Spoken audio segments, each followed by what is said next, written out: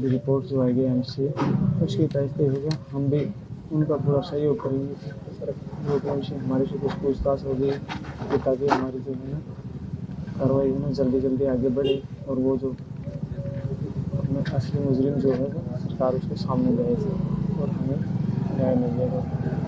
और जनता का प्रदेश के नाते लोगों का बड़ा सही मामले में सहयोग रहा है, उनको क्या करना है? उनका सहयोग बहुत हमारे लोगों के मेरे पास बोलने के लिए कुछ समझ नहीं है। जितना इन्होंने मेरे को सहयोग दिया इतना सहयोग दिया कि नहीं तो सरकार कहाँ झुकती थी। जनता का सहयोग से ही सरकार झुकी है। देखिए, बहुत ही दुखदाई घटना है। पहले तो हम सरकार को ये कहेंगे कि ऐसी घटनाएं नहीं होनी चाहिए, ये बढ़ रही हैं लगातार। इस पे सरकार को बहुत सख्त होना पड़ेगा। इस सरकार की रेपुटेशन का सवाल भी है, समाज को न्याय का सवाल भी है। बेटियों के साथ इस तरह होना बहुत दुर्भाग्यपूर्ण है। और दूसरा हम ये कहेंगे कि इसकी अगर पहले दिन ही इसकी पूरी पारदर्शिता से जांच हो जाती तो शायद मामला यहाँ तक ना पहुँचता। लेकिन जो जनता है उनको पुलिस की कार्रवाई पे भी डाउट रहा, उनको हॉस्पिटल की कार्रवाई पे भी डाउट रहा। लेकिन अब जो लास्ट में आके फैसला किया है सीबीआई को जांच देने का और जो पोस्टमार्टम उसका दोबारा से सैंपलिंग उसकी एम्स में हुई है, उससे लोग संतुष्ट हैं। लेकिन मैं एक तो सरकार को अब भी ये चेतावनी देना चाहूँगा कि अगर कोई प्रभावशाली आदमी या इसमें कोई इस तरह की कोई इसको बचाने की कोशिश किसी को ना की जाए किसी तरह से भी। ये समाज यही है कि ये ना सोच ले कि मामला दब गया है अब उठेगा नहीं, यो तो इसके हम दोबारा फिर उस पर नज़र बनाए रखेंगे इसके ऊपर। एक चीज़ और दूसरा चीज़ मैं ये कहूँगा कि इस मामले में अगर कोई पुलिस वाला दोषी पाया जाता है, अगर डॉक्टर दोषी पाया जाता है तो सीबीआई उस पर भी कार्रवाई करे।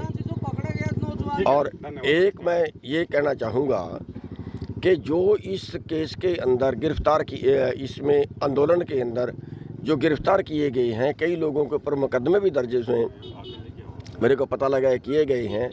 तो हमारा सरकार से अनुरोध है कि आंदोलन के साथ ही पूरे फैसले होते हैं। अगर कोई मुकदमा दर्ज हुआ है, अगर कोई भाई गिरफ्तार है तो उन्हें तुरंत छोड़ दिया जाए। मैं यही कहना चाहूँगी कि मनीषा बेटी तो चली गई है और उसके लिए बहुत दुख है और ये पूरा एरिया जो है स्तब्ध है। तो मेरी तरफ से परिवार को बहुत बहुत सांत्वना है और इसीलिए मैं आई हूँ और दुख है अत्यंत। सबसे पहले उस बेटी को अश्रुपूर्ण विदाई देते हैं हम सब मिल करके। और जन भावनाओं के अनुसार और परिवार की भावनाओं के अनुसार उन्हें लग रहा था कि कुछ गलत हुआ है और सरकार ने उन बातों को समझा और सरकार ने ये स्वीकार किया कि जन भावना सर्वोपरि है। इसलिए उन्होंने सीबीआई की जो जांच की मांग थी उसको भी स्वीकार किया और एम्स में बहन का तीसरी बार पोस्टमार्टम हो उसको भी स्वीकार किया।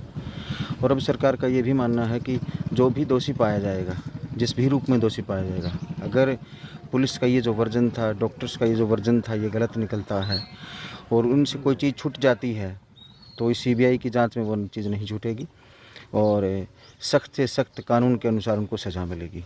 ये आश्वासन हमने यहाँ जो लोग यहाँ थे अंतिम संस्कार के अवसर पे उनको सभी को दिया है, परिवार को दिया है। और आज बहुत शांतिपूर्ण तरीके से हज़ारों लोगों के साथ हम सभी ने उस बहन को अंतिम विदाई दी है।